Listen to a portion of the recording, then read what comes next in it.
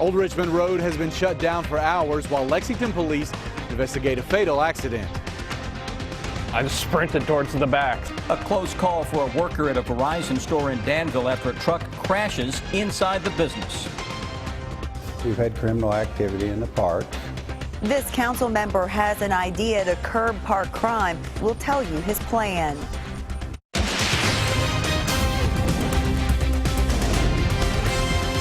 This is WKYT News at 5. It is a common scene on many country roads, but today it turned deadly. Police say a truck tried to pass a slow-moving tractor when it clipped the tractor, lost control, and then hit a fence. That crash happened just after noon on Old Richmond Road, that is US 25, near Evans Mill Road. A person in the pickup died. A passenger and the tractor driver were taken to the hospital. US 25 was closed in that area for hours. WKYT's Victor Puente has our top story now at 5. Lexington police expect Old Richmond Road to reopen shortly. It was closed for several hours while they investigated a deadly crash involving a tractor and a pickup. They say the crash happened when the driver of this pickup attempted to pass a tractor heading away from Lexington on Old Richmond Road. They believe the driver clipped the tractor and lost control of his truck, going over the road and rolling over before hitting a fence. They say the passenger in the truck is a man believed to be in his 50s. He died at the scene. The driver and the driver of the tractor were both taken to a local hospital. The road was closed for several hours while accident reconstruction took place. One of those reconstructionists told us that based on the debris field, they believe speed may have been a factor. He also said this area is a no-passing zone. This road in particular is very narrow, a lot of blind curves, and those yellow lines there that are marked for no passing are there because you don't have a clear line of sight for the cars that are coming toward you. Police say they did have witnesses, including a man who was following that tractor in a pickup with his caution lights on, notifying traffic that the tractor was moving slowly. In Lexington, Victor Puente, WKYT. The names of the 3 men involved have not yet been released. There was a large response to a barn fire in northwest Lexington this afternoon. It happened around 2 at the Frankfort Park Farm on Old Frankfort Pike at Elkchester Road. Our cameras were not allowed at the scene, but you could see a large amount of smoke and several fire trucks from the road. Firefighters had to haul water to the scene. No injuries were reported. Well, we hit 83 degrees today, matching the warmest temperature ever recorded in Lexington for the month of November. And the record heat will continue tomorrow. WKYT's Chris Bailey's tracking it all. And Chris, you were telling us you thought this might happen. Yeah, we've talked about 80-degree temperatures into early November for the past week. And here we are, day 1 in the books with some record-tying numbers, as you mentioned. You got to go back to 1987 to find another November that was as warm to start as what we are dealing with right now.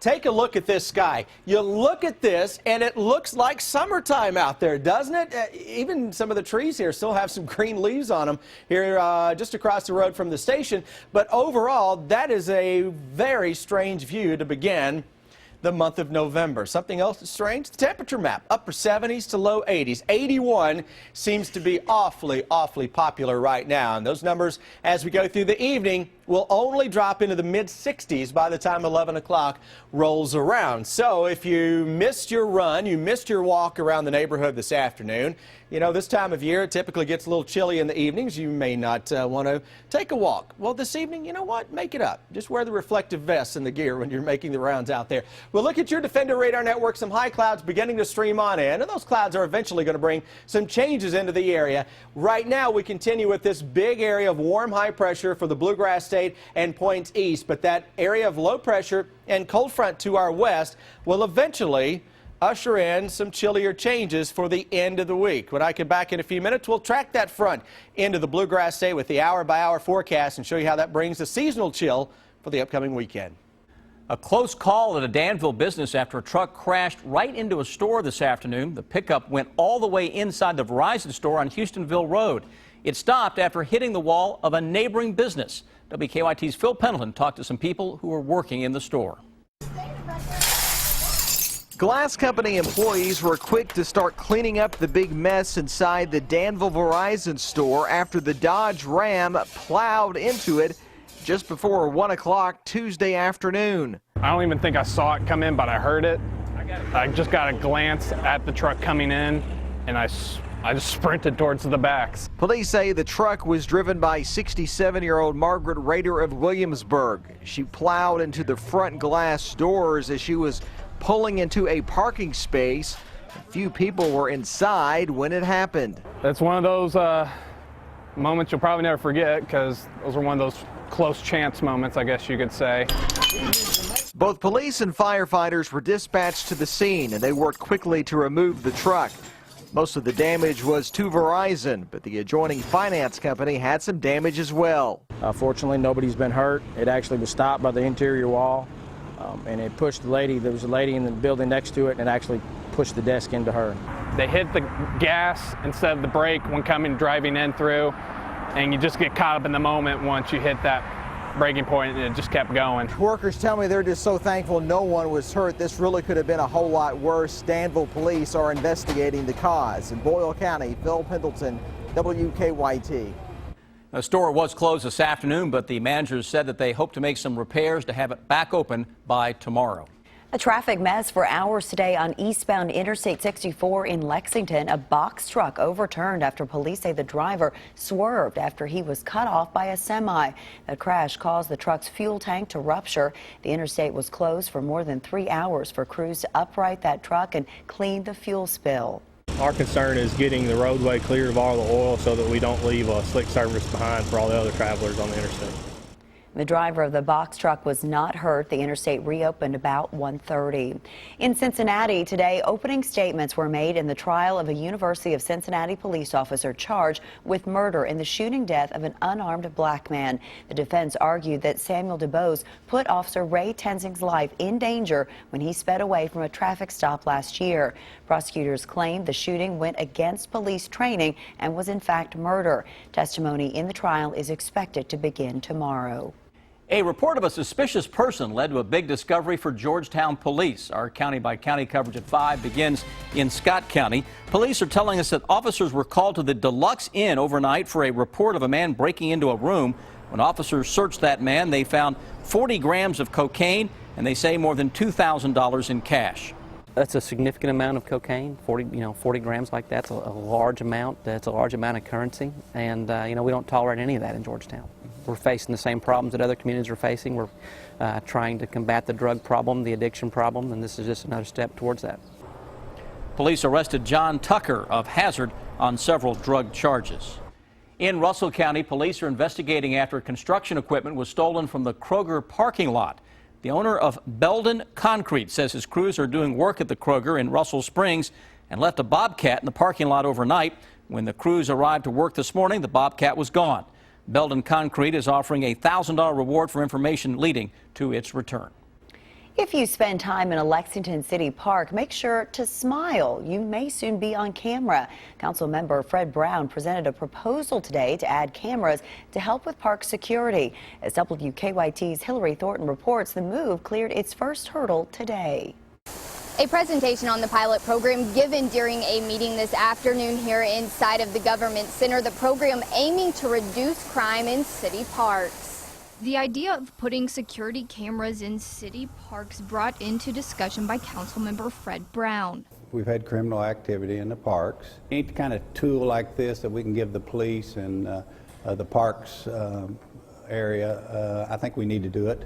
Heard today by the General Government and Social Services Committee, Berry Hill Park would be the location for the trial run of the cameras. The park off of Buckhorn Drive chosen for its size and the fact it houses a popular skateboard park. Councilmember Brown says he believes the cameras will deter crime, but the question remains just how much. He says there are some parks and recreation locations that do currently have some cameras, mostly in area where there's some type of building, like at McConnell Springs and city-owned golf courses. The cameras there themselves have kind of lend a little bit of security as far as the buildings, and if you know you're being monitored, I think you'd have second thoughts about trying to do something or steal something. Brown says the cameras will not necessarily be watched in real time, but will record video to be used if there is an incident. The pilot program would cost the city about $30,000. In Lexington, Hillary Thornton, WKYT.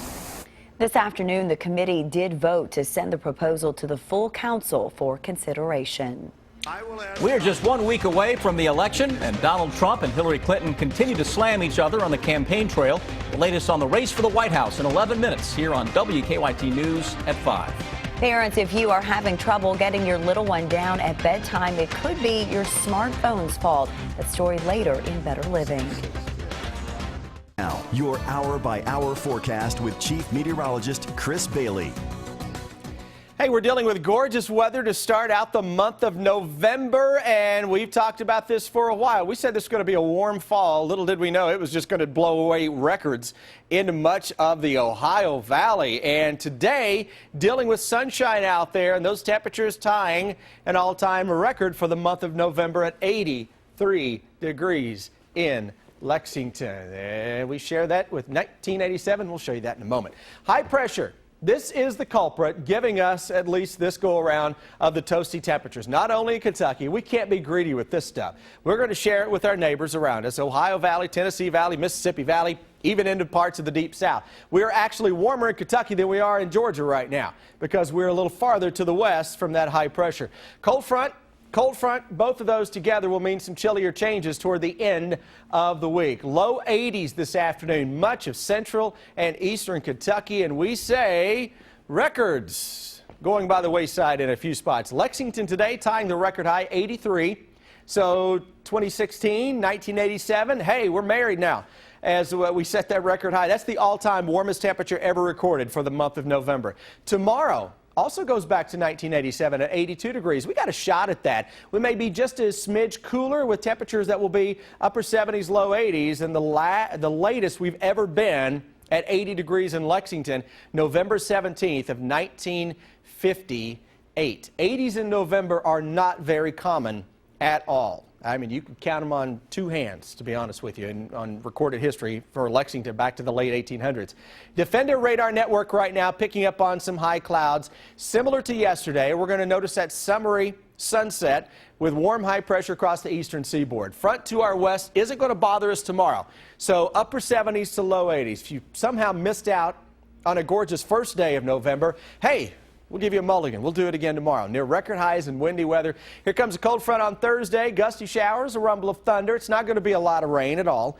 It's going to be windy. And into the afternoon, temperatures are going to drop. And it's chilly, seasonal brand of chill for the day on Friday. Here we go with the change. Broken band of showers and thunderstorms. Maybe a quarter of an inch of rain, if that, on Thursday. Chilly air comes in behind that and takes up residence across the eastern part of the country for the day on Friday. So you get that area of high pressure that will usher in that chill. Watch that front dive its way through here. Notice how the winds become northerly and then northwesterly as we go into Friday. And obviously that is a chillier brand of air, but it's going to feel so much colder than it actually is because of where we are right now and where we will be tomorrow.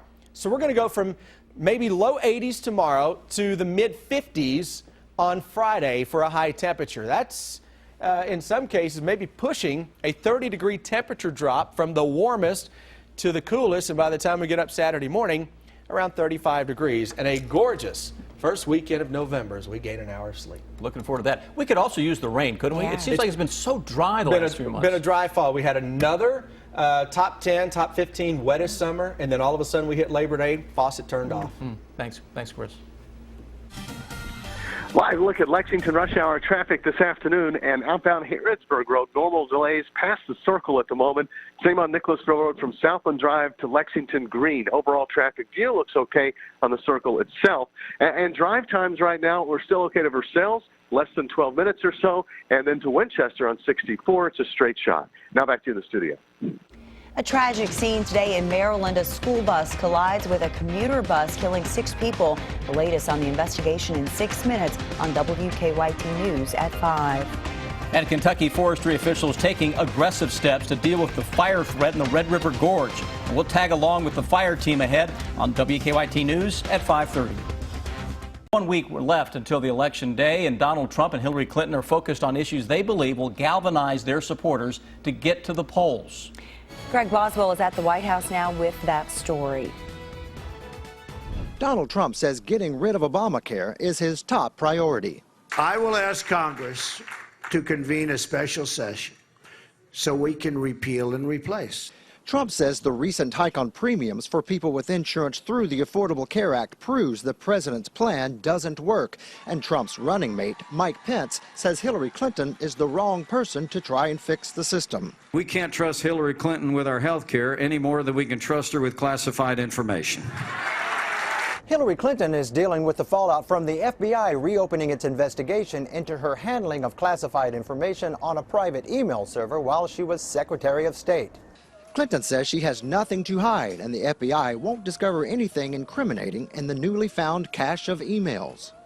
If they want to look at some more emails of one of my staffers, by all means, go ahead, look at them.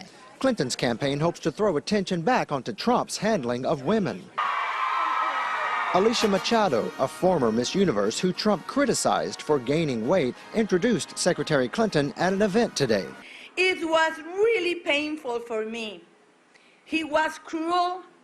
For years afterwards, I was sick, fighting back eating disorders. It's all part of what Clinton's camp says is its final pitch to female voters ahead of next week's election. Craig Boswell, CBS News, the White House. The latest Washington Post ABC News national poll has Trump edging ahead with a 1-point lead. Federal investigators have arrived in Baltimore to look into a crash involving a school bus and a commuter bus that killed 6 people and injured 10. The NTSB has already begun examining the buses. Police say a school bus rear-ended a car, went out of control and veered into an oncoming traffic, hitting a Maryland Transit Administration public bus. Officials say the school bus driver and 5 people on the MTA bus were killed. No children were on the school bus at the time. Colonial Pipeline says it has restarted one of its 2 main pipelines after an explosion in Alabama, but anticipates that its main gasoline line will remain down the rest of this week. Colonial shut down both of its main lines after Monday's explosion, which killed a worker and injured several others. The shutdown could lead to gas shortages and rising prices at the pump. The governor of Alabama has declared a state of emergency to allow truckers hauling gas to work longer hours. They made headlines on our newscast last week, a standoff in Lexington and a robbery in Frankfort. Why investigators now say those 2 crimes are connected. That's ahead on WKYT News at 5:30.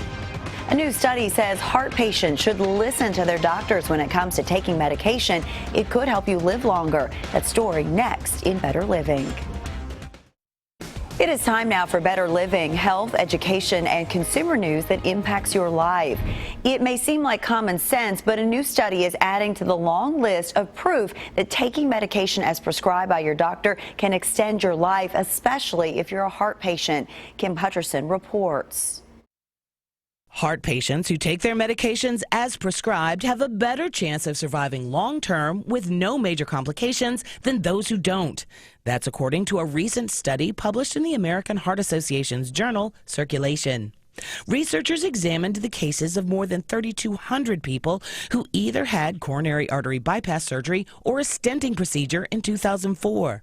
Participants were followed for 5 to 7 years.